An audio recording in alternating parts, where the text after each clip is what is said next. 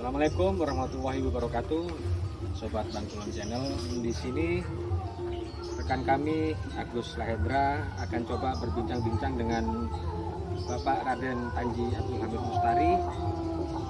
Beliau akan menjelaskan sosok Ki Demung Pelakaran itu, kemudian kiprahnya, hingga kemudian lahirlah Kerajaan Madura Barat. Untuk selengkapnya, mari kita ikuti perbincangan keduanya.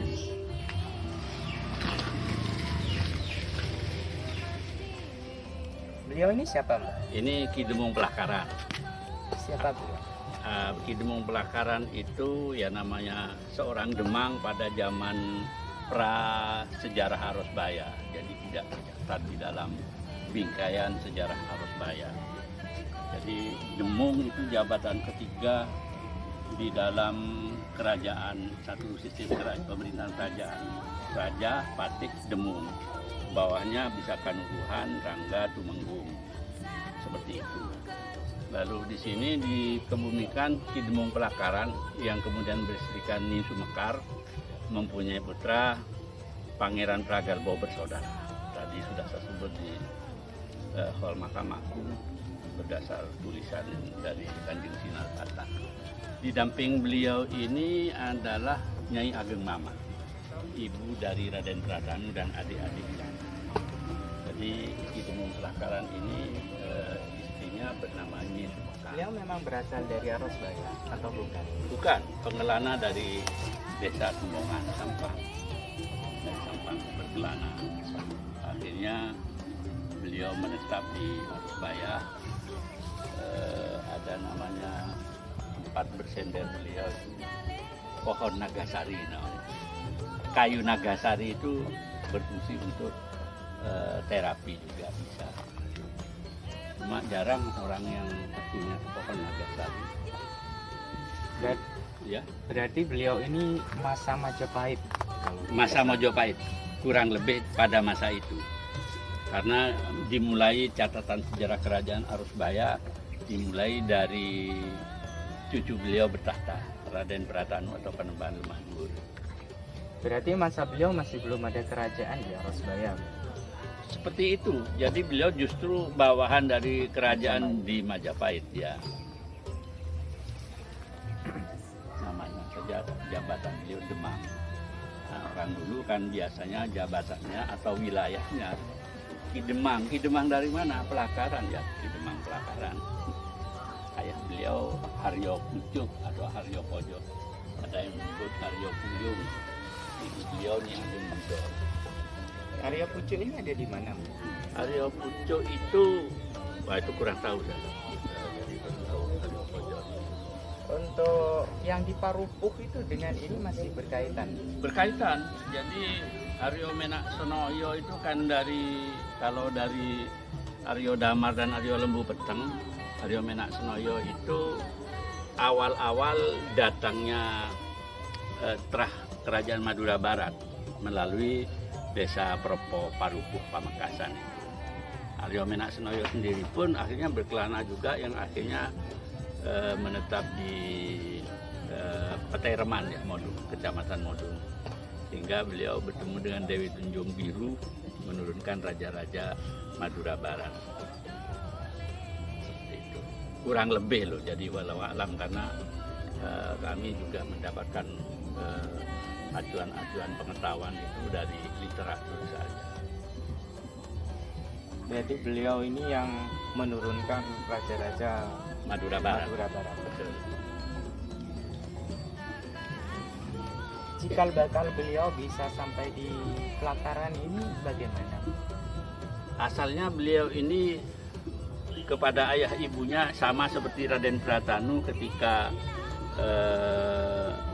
berkelana ke Jawa, pamit pada ayah ibunya untuk berkelana. Sama halnya juga dengan Ki Demung Pelakaran kepada ayah ibunya juga pamit kepada Aryo Pojok dan Nyai Ageng Budo yang akhirnya beliau sampai di Arosbaya itu. Jadi topo broto istilahnya ya, berkelana. Barangkali kesukaannya beliau adalah memang bertapa. Orang zaman dulu kan begitu. Jadi zaman dulu orang-orang zaman dulu ya bahasa sederhana betapa ya. Baik kalau orang-orang modern sekarang mungkin mendekatkan diri kepada yang kuasa. Terus untuk kan bahwa beliau adalah Islam. atau Memang itu jadi perdebatan dan perbincangan. Saya cuma bisa bertanya, nah, kalau beliau itu bukan orang Islam, kenapa dimakamkan? Kalau Hindu atau Buddha mestinya beliau kan diperapkan, dikremasi. Jadi ini sudah bukti bahwa beliau sudah berislam. Dan kalau di dalam versi manuskrip yang ada di Sendeng Gajah, beliau ini memang pendakwah. Sehingga pada zaman itu beliau serbannya itu dikempit ya, supaya tidak kelihatan orang. Jangan lupa pada saat itu mayoritas masyarakat Hindu Buddha keyakinan. Hingga untuk berdakwah dari rumah ke rumah beliau, identitas beliau disembunyikan. Lain serbannya. Itu yang dapat saya baca di antara buku-buku yang saya baca. Ya, kalaupun ada pendapat lain silakan. untuk kerajaan Majapahit sendiri di saat Madura ini ada, itu kan masih belum ada Bangkalan, nama Bangkalan yang ada kan Bangkulon. Iya. Bangkulon. Berarti beliau ini termasuk adalah panglima yang membawahi gerbang kulonnya Majapahit. Bisa dikatakan. Majapahit dengan masa timbulnya Keraton Arusbaya itu jauh sekali, 3 abad. Jadi Keraton Majapahit itu kan sudah punya orang yang di Sumenep, Arya Wiraraja, itu abad 12. Jadi baru tahun 1531 catatan sejarah Madura Barat Bangkalan muncul. Jadi 3 abad lebih ada kevakuman berita sejarah. Di situ bisa terjadi kesimpang siuran yang perlu penelaahan lebih lanjut. Dan beliau berada di tenggang itu. Iya, di antara masa-masa itu.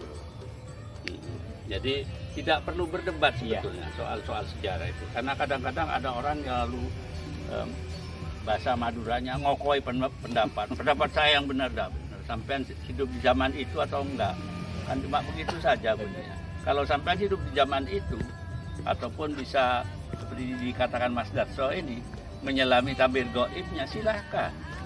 Tapi kalau tidak punya ilmu apa-apa, lalu kata orang Madura Bangkalan pasti masak deh. Nanti dulu. Terus kalau kita lihat di daerah sini, di sekitar sini ini kan banyak pohon kemuning. Kalau di sebuah keraton, kalau di Mataram kita lihat keraton itu identik dengan beringin. Sedangkan di sini kita tidak melihat beringin sama sekali, tapi justru yang ada itu adalah kemuning. Untuk ini di penemu pertamanya siapa? Walau jadi ini sudah ada seperti ini.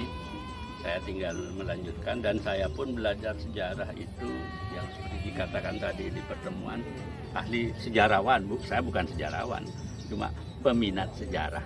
Jadi baca buku, tanya kanan kiri, itu acuan yang ada dalam diri saya. Jadi bukan sejarawan. Saya sudah bilang tadi di pertemuan, sejarawan atau budayawan itu harus melalui uji kompetensi.